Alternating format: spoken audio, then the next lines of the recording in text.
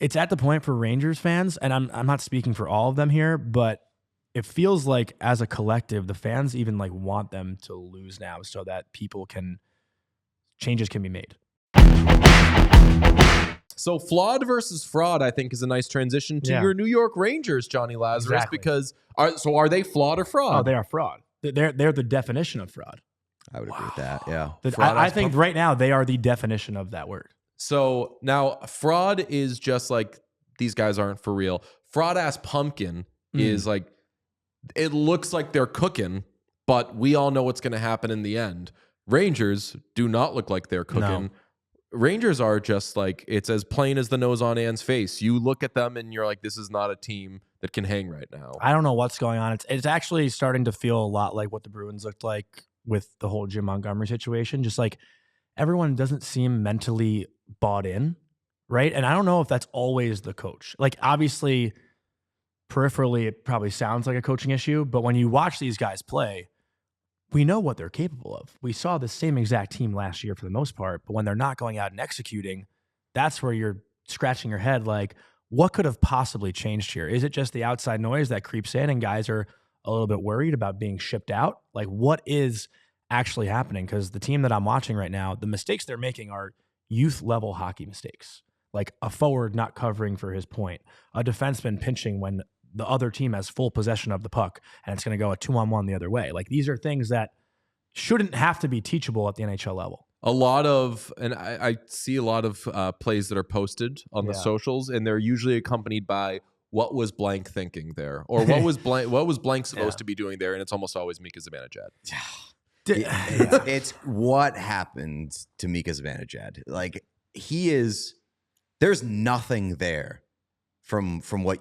Like nothing positive there from what you knew Mika Zibanejad to be from a positive player. Like you saw it start to slip away and disappear last year. Like he was horrible in the playoffs. Yes, that's not fair. That's not fair. I don't think he was horrible. He was really good in the Carolina series. He was horrible at points. Maybe not for the entirety of the playoffs, but he was horrible at points and like actively horrible.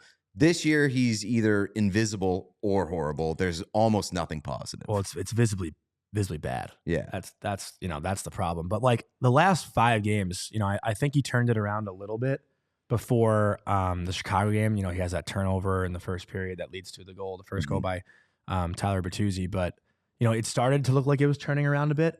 But again, sitting in the room and the press conferences and all that stuff, like we were very hard on Mika. Like we were, essentially piling on him, but it's only because we expect so much. And, you guys are in the Boston market, you understand like the pressure that is put on these athletes. You love them when they're good, you hate them when they're bad. And I've seen it happen more often than not in the NBA. A guy like Julius Randle, who I'm not comparing to Mika Zibanejad at all, but like when Julius was playing his best, like he was the king of New York. And then all of a sudden the following season when things went bad, it was like, we got to get this guy out of here. Like that's just kind of how it goes. And I think as a fan now, every fan of every sport, every team has lost that ride or die, I feel like, right? Like it's at the point for Rangers fans, and I'm not speaking for all of them here, but it feels like as a collective, the fans even like want them to lose now so that changes can be made. They want heads to roll. They want heads to roll. I don't think that they want this group to turn things around because they don't believe in this group now after, what's been 3 years of being good, but not good enough. What are the heads that they want to roll? Like, do they want Drury? Do they want Laviolette? Do they want Zibanejad? Do they want the roster to change? It's changing up the core. That's what it is. And that core to me is like Mika, Kreider, Fox, Shesterkin. Like I think those are the main 4. Panarin obviously is in there as well. That's like the main 5. And then you have the pieces like Trocheck, who's becoming part of that core now, right, in year 3. Lafreniere, who has stepped up and now signed the extension. So he's essentially a part of that next core. And I think people are looking forward to what is next, which is Lafreniere and Cooley and Gabe Perreault, who's lighting up college again. And like these guys coming in and being that next wave, because what we saw last decade, again, was good, but not good enough. And what we're seeing this decade is good, but not good enough. Well, now that Trouba's gone and they've moved off of that, is the next target in the eyes of fans going to be Mika? Because his contract situation, I'll tell you what, a lot worse than Trouba's was. But I think that just Trouba was more apparent and maybe a louder issue because he's the captain.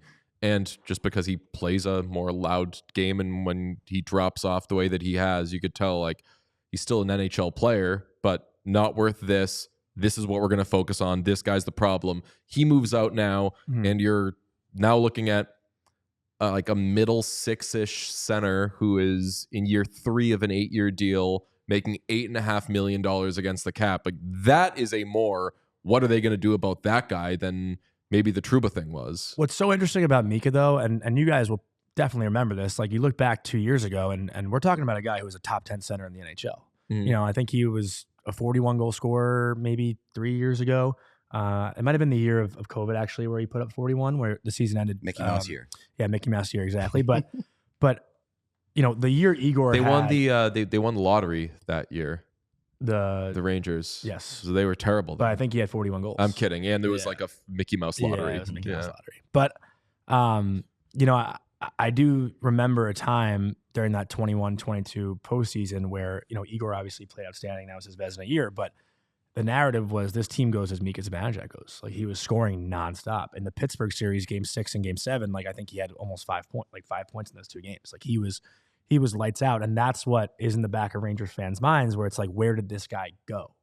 You know? I would also imagine that like in the back of Rangers fans' minds is like that team cannot escape the identity of having an unbelievable all-world goaltender who the team in front of him just consistently fails him. Like it's now like that was the story of Lundqvist's entire career. Now I would imagine that there's got to be some fear.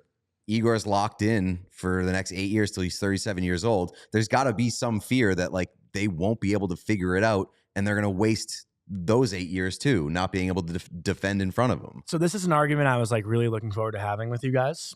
I'm going to be honest. I'm happy this like kind of came up, because you look at every team in the NHL, and you know what Ranger fans complain about is 5-on-5, right? Like this team's not good enough at 5-on-5. They're power play merchants. Their goalie bails them out. But you look at the other like darling teams in the NHL, like, you know, Carolina, let's say, and probably Dallas, like those teams year in, year out do well in the regular season and are very well rounded and good at 5-on-5. Come playoff time, their power play can't come up and deliver in the big moments. And the goaltending sometimes iffy, especially Carolina, and Ottinger in the playoffs sometimes has had a little bit of peaks and valleys. Connor Hellebuyck. Oh yeah. So that Connor Hellebuyck, like, but with the Rangers, Not Stu. Interesting. Go on. not Stu. But I will say, like, were you confident in Stuart Skinner, like fully going into that game 7? Like, were you confident? I was running all the scenario. Well, remember, everybody thought that Edmonton was winning that game. Yeah, I mean, I did too. Everyone thought that series was over, and I was just saying that we have it on the thing. I was like, guys, this is a coin flip. Like, to answer your question, though, he was wearing a Stu Skinner jersey for game 7. So are you at fault? No, but I was. I'd say I was confident because Stu had been the better goalie in the series to that point, and At least the latter half. Yeah, not in the first couple. I mean, latter half. Yeah, right. No, but like overall, yeah, like it was maybe close, but like kind of not close.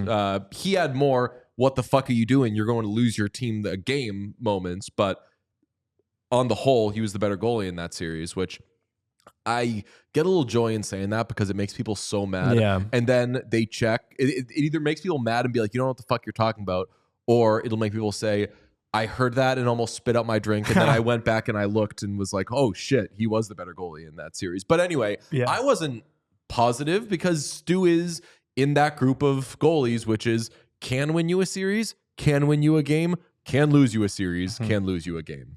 Famously, can't win the big one. I guess so. I mean, my how many goals did he allow in Game 7? 2. He allowed 2 goals. The Reinhart one, though. Reinhart one was so that's gotta bad. Be stopped. Reinhart one was so bad, and I was the only fucking person in that building that was like, God fucking damn it, Stewie. Everybody was like, Reinhart snipe, which like on the replay, like it's soft. Dude, he saves that 100 times out of 101. Yeah. This may be a stupid question, but like, what is the take or the feeling on the Igor contract extension for the Rangers, for Rangers fans? Is there worry about it? How is that a stupid question, by the way? That's a great question. I mean, like it's you would like just $1 million question, I would say. Yeah. I don't know. I would assume that you'd be happy that the best player on your team and the most important part of your team and the best goaltender in the world is locked up for 8 years and staying there. But I guess from a big philosophical perspective, do you want your goaltender making $11.5 million, knowing how volatile the goaltending position can be, and like seeing what we've seen over the last handful of years? You can just win with a cheap-ish goalie that gets hot at the right time. Okay, I do hate that though, because for the majority of those goalies, those like mid goalies, Crosby, Malkin, McKinnon, Rantanen, Makar, Landeskog, Kadri, McDavid, Draisaitl. You know, like the Rangers don't have those guys in front. Right. Like sure, they maybe if they didn't want to get Igor or they didn't want to keep Igor, they could find a capable goalie.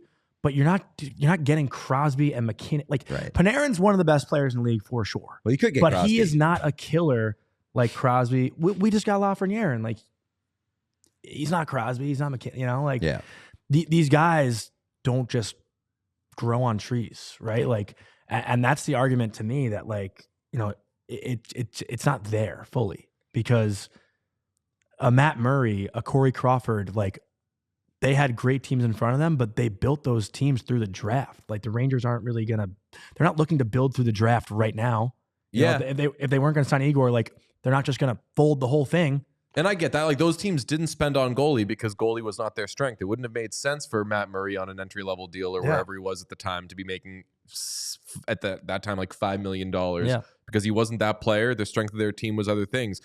If you're the Rangers, though, that is going to be the strength of your team. That is the one thing that seems like a certainty going forward. And I'm not crazy about paying goaltenders huge money. I think that basically any argument that people make about, hey, you don't want to throw this much at a goalie, I think that it's coming from a place of logic. Like, look at Jeremy Swayman. They just gave him $8.5 million, and he's the worst goaltender in the league statistically. But I'll say, if you're going to do that, you're going to do it with Igor Shesterkin. Right. It's not like, let's jump sports, the Juan Soto thing.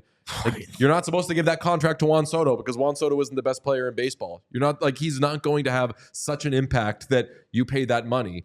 In the case of Igor Shesterkin, if you're going to go crazy with paying a goaltender, that's the one with whom you do it. And I think the Rangers were kind of stuck because their one sure thing is their goaltending. The Juan Soto thing doesn't fully work because it's not apples to apples at all, and there's no salary cap. Yeah, like Steve Cohen for him, that's like nothing. Like he's happy to pay that.